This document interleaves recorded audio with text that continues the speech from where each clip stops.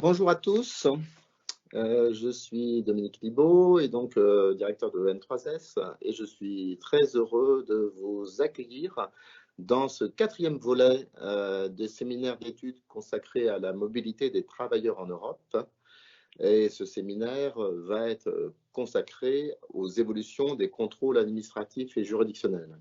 Alors, d'abord, je tiens à dire qu'on a beaucoup d'inscrits, et je suis très heureux qu'il y ait beaucoup d'inscrits, tant du côté travail que du côté sécurité sociale autour de ce séminaire.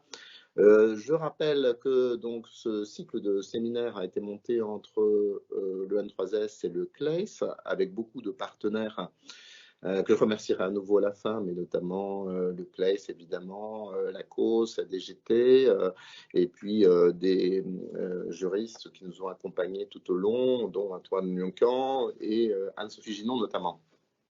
Nous avions commencé par une introduction générale sur perspectives de la mobilité. Nous avions continué avec une interrogation sur les temporalités du détachement. Puis nous avions fait un focus sur l'usage et les mésusages du détachement dans le secteur des transports internationaux. Je signale pour celles et ceux qui n'auraient pas pu suivre l'ensemble de ce séminaire, vous pouvez les trouver en replay sur le site de l'EN3S en différentes parties, vous n'êtes pas obligé forcément de tout voir. Et cette fois-ci, donc, nous arrivons aux évolutions des contrôles administratifs et juridictionnels, donc le dernier séminaire. Alors pourquoi nous terminons sur ce sujet? C'est un sujet qui a déjà été identifié évidemment dans les autres parties des séminaires. Je rappelle donc que nous travaillons sur la mobilité des travailleurs en Europe et je crois que personne ne remet en cause cette mobilité des travailleurs. Mais cette mobilité des travailleurs pose la question de l'égalité de traitement des travailleurs et surtout des organisations de travail mises en place et qui peuvent utiliser le transnational. Et l'égalité de traitement, c'est le respect du droit, évidemment, et le respect du droit, c'est y compris l'efficacité de la sanction. Si il y a un droit, mais qui se traduit par des sanctions qui sont plus ou moins efficaces selon qu'on est dans une organisation transnationale ou une organisation nationale, eh bien, il y a un problème d'égalité de traitement, évidemment. Et or, ce sujet, il n'est pas nul. Effectivement, lorsque nous sommes dans une organisation transnationale, on va y revenir d'ailleurs tout de suite, puisque tout simplement, le travail se fait dans un pays et le contrôle et la sanction surtout, donc n'est pas toujours dépendant de ce seul pays. Certains le savent, effectivement, on le reverra. Alors voilà, toutes ces questions, on va les aborder donc dans ce séminaire avec l'état des lieux, la question de faut-il faire évoluer éventuellement les règles du jeu, quel rôle du juge en la matière, faut-il plutôt travailler sur les contrôles et l'évolution des contrôles et regarder d'ailleurs l'évolution récente, regarder l'évolution du côté droit du travail, droit de la sécurité sociale, parce que nous avons sans doute des évolutions ou d'un regard un peu différent. On l'a déjà vu d'ailleurs dans les précédents séminaires sur l'efficacité des sanctions mises en place. Qu'est-ce que ça nous dit sur l'évolution des formes de contrôle?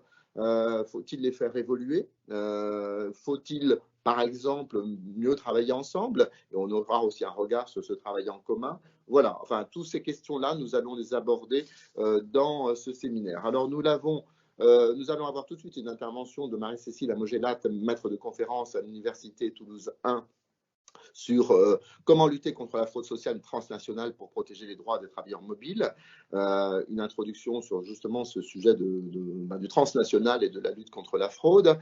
Ensuite, nous aurons une première table ronde, quelle évolution des outils, méthodes de contrôle, avec donc Agnès Leroy, chef du groupe national de veille, d'appui et de contrôle à la Direction générale du travail, autour de infractions de noyau dur, fraude à l'établissement, quels moyens d'intervention pour l'inspection du travail, donc regard vraiment inspection du travail. Nous passerons du côté sécurité sociale à COSURSAF avec Emmanuel Delachery, directeur de la réglementation, du recouvrement et du contrôle, 4 voies pour faire cesser les fraudes au-delà du retrait du certificat A1. Voilà, les spécialistes voient tout de suite effectivement de quoi on veut parler, évidemment. Et puis, nous aurons l'intervention du lieutenant-colonel Thierry Bertrand de l'Office central de lutte contre le travail illégal, unité opérationnelle d'appui d'investigation, quel succès et difficultés pour l'OCLT. Voilà, donc la première table ronde.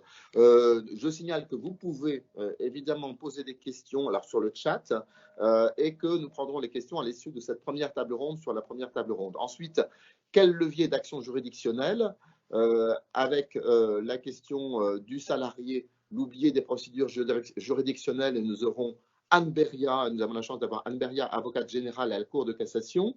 Et puis, quel rôle pour le juge national dans la lutte contre la fraude avec Constantina Chadzilaou, maître de conférence à Cergy Paris Université. Donc voilà, nous passerons au levier d'action juridictionnelle, là aussi, questions-réponses après les interventions.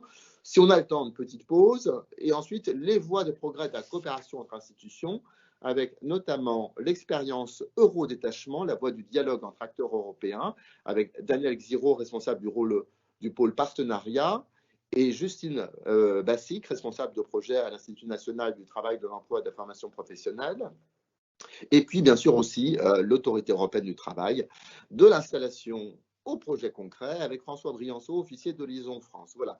Et donc, nous aurons Yann Galamgar, directeur général de la cause, qui conclura la session avant une conclusion générale, notamment avec Armel Bonardo et Anne-Sophie Ginon. Alors voilà, un programme un petit peu dense, donc on va essayer de respecter les horaires. C'est une partie de mon rôle, puisque je vais essayer d'animer tout ceci.